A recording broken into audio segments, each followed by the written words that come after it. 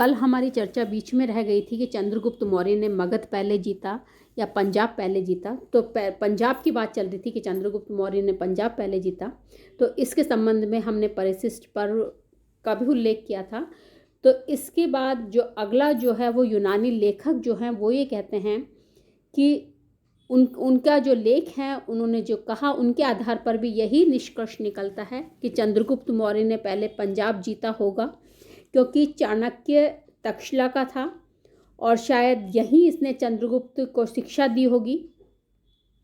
चंद्रगुप्त जो है सिकंदर की सहायता से नंद राज्य को प्राप्त करने की योजना बनाई थी और चंद्रगुप्त मौर्य सिकंदर से मिला भी था, लेकिन दोनों की जो भेंट हुई थी वो बिना किसी निर्णय के समाप्त हो गई थी। तो यहाँ प्लूटार्क और जस्टिन दोनों ने सिकंदर और चंद्रगुप्त की मुलाकात का उल्लेख किया है। जस्टिन तो ये भी कहता है कि चंद्रगुप्त मौर्य जो है उसके दृष्ट व्यवहार से कुपित होकर सिकंदर ने चंद्रगुप्त मौर्य के वध की आज्ञा दे दी थी और वो वहाँ से भाग निकला था।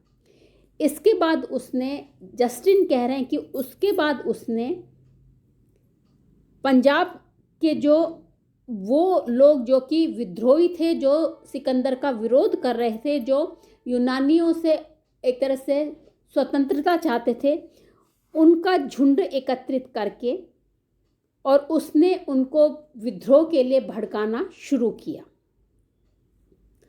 तो यहाँ जस्टिन से यह बात तो स्पष्ट होती है कि सिकंदर के आक्रमण के समय चंद्रगुप्त जो है वो पश्चिम भारत में ही विद्यमान था और उसकी प्रारंभिक गतिविधियां जो हैं वो यहीं से शुरू हुई थी। यही उसका केंद्र जो है वो रहा होगा आगे बढ़ने का।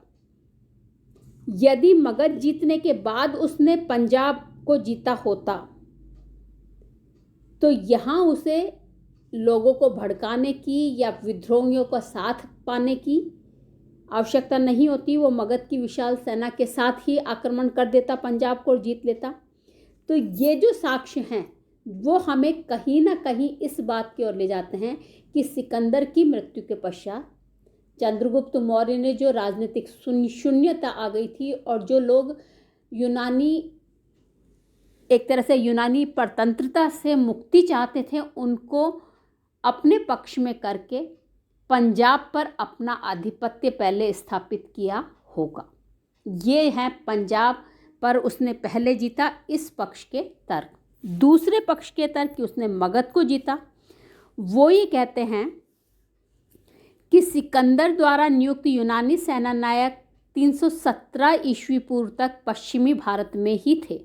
पश्चिम भारत जो है वो यूनानियों के अधिकार में था और इस वर्ष वह अपने स्वामी यूमेनिज की सहायता के लिए भारत छोड़कर गया था।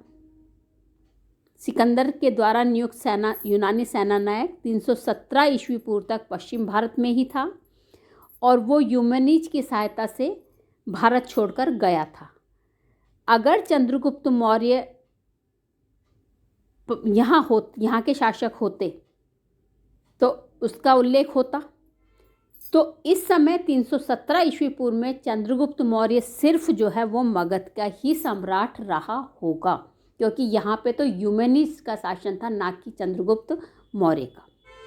दूसरा तर्क ये है कि 317 ईस्वी पूर्व में पुरु, झेलम और व्यास के मध्यवर्ती क्षेत्र के राजा बना रहा। इसी वर्ष वह यूडिमस के हाथों मारा गया। अतः स्पष्ट है कि इस तिथि के पूर्व चंद्रगुप्त का क्षेत्र जो है वो पंजाब नहीं रहा था, पंजाब पर उसका अधिकार नहीं था। ये मत जो है वो देते हैं। लेकिन अगर हम दोनों मतों को देखें तो दोनों तर्कों का, ये जो दोनों तर्क हैं, इन दोनों तर्कों का खंडन जो है वो पहले वालों ने किया है और उनका कहना है कि 321 ईस्वी पूर्व की ट्रीपैरेडिसस की संधि के द्वारा यूनानी सेना नायकों ने अपना अधिकार क्षेत्र सिंधु तक सीमित कर लिया था और निचले सिंध की घाटी में नियुक्त यूनानी क्षत्रप पीथन को वहाँ से हटा लिया गया था। यदि यूडिमस क्षत्रप होता अथवा यूनानियों का प्रतिनिधि होता तो उसका उल्लेख ट्रीपैरेडिसस की संधि में जरूर हुआ होता, जो कि नहीं है। तो इससे ये स्पष्ट होता है कि यहाँ पर चंद्रगुप्त मौर्य का अधिकार हो चुका था।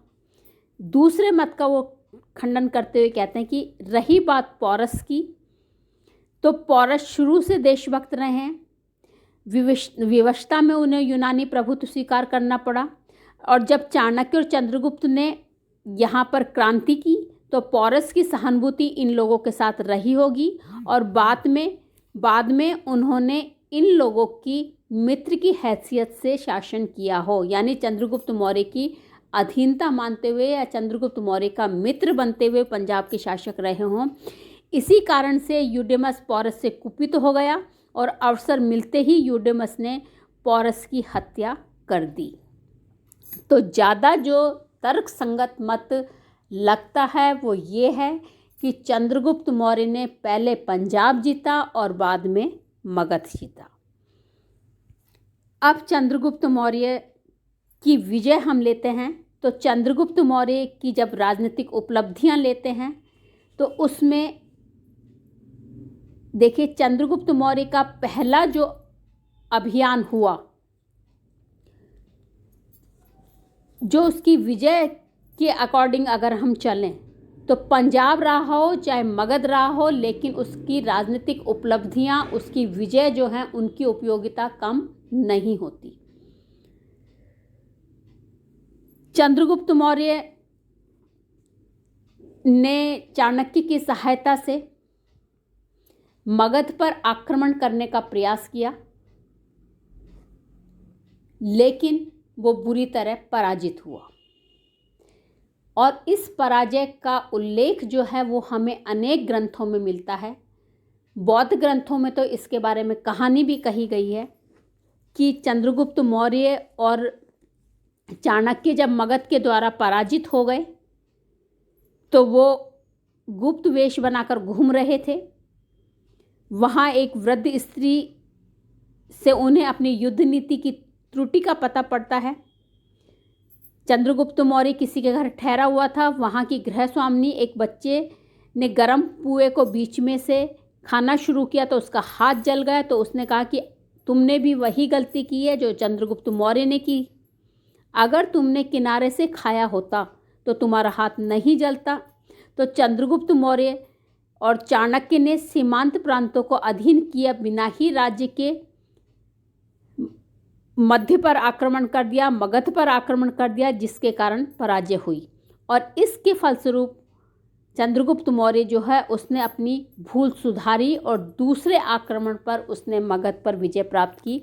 और ये जो आक्रमण है वो बताया जाता है कि ये आक्रमण सिकंदर जब पश्चिमी पंजाब का क्षेत्र जीत रहा था उस समय चंद्रगुप्त मौर्य जो है उसने आक्रमण किया था 324 या 323 ईस्वी पूर्व के आसपास। फिर चंद्रगुप्त मौर्य जो है वो सिकंदर से भेंट करता है, जिसका उल्लेख सभी यूनानी लेखकों ने किया है। और उनका कहना है कि जब सिकंदर पंजाब राज्य पर आक्रमण कर रहा था तो चंद्रगुप्त महत्वाकांक्षी था और उसे लगा कि मैं सिकंदर की सहायता से मगध पर अपना अधिकार स्थापित नहीं कर सकता, अपितु सिकंदर तो आया है वापस चला जाएगा।